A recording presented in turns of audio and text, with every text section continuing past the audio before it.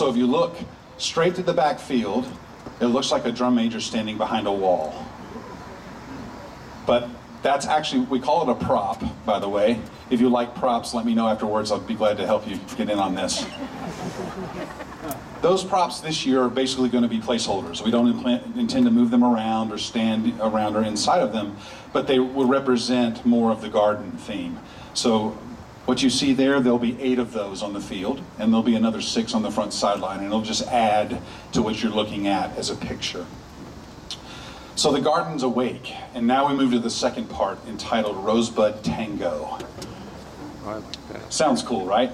So you'll see it unfold, and I'll talk a little bit more about it. Here's part 2.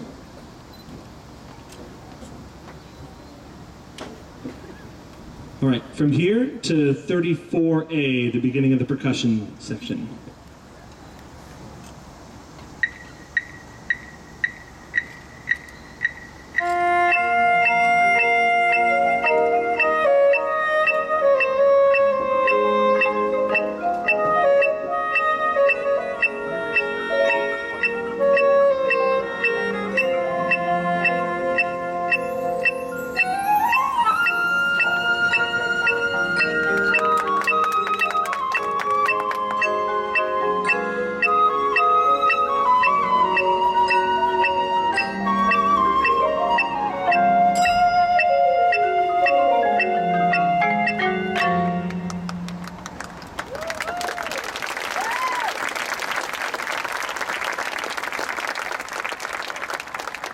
So with any art, those of you that appreciate art understand it can be interpreted in many ways.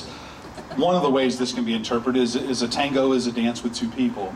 Argentinian tangos sometimes are like the rose stem in the mouth of the male, like dominant, I wish I looked like him dancer, right?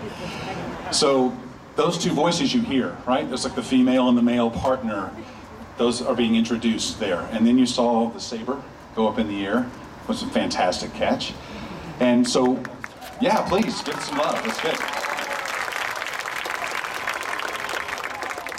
But like most of these dances, this Rosebud Tango is supposed to be the same with the garden. If you've had roses, and hopefully they've survived the last few years, it's been a tough time for roses in Illinois, the buds do start growing. You start seeing color. And that's what's going to happen in this movement. You're going to start to see color. Now, we're not to that point yet, so tonight you're not going to see it, but you already know what it's eventually going to look like because you saw that in the parade uniform. But imagine that's happening while we're continuing this tango. 34A to 40, all in.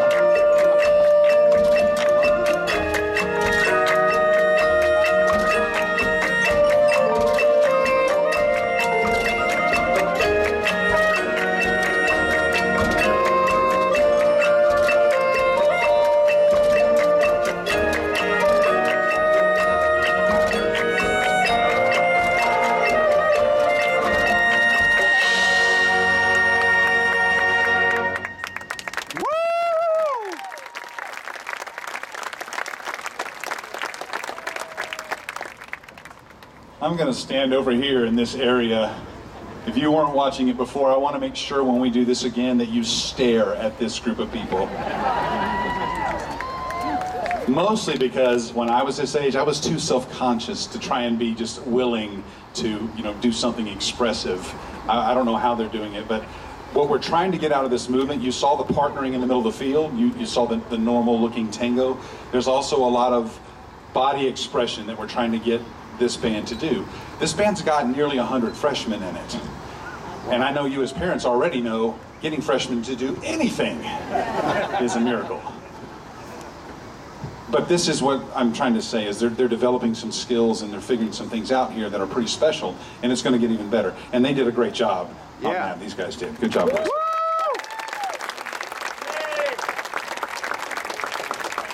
The other thing to point out is most works musically have a first, second, and third movement. Usually there's something a little faster, something a little slower, and then something that sort of finishes big. So you're getting the sense that even though this has got some intensity in the tango, it's the slower part of the show. So we'll continue with the rest of the tango.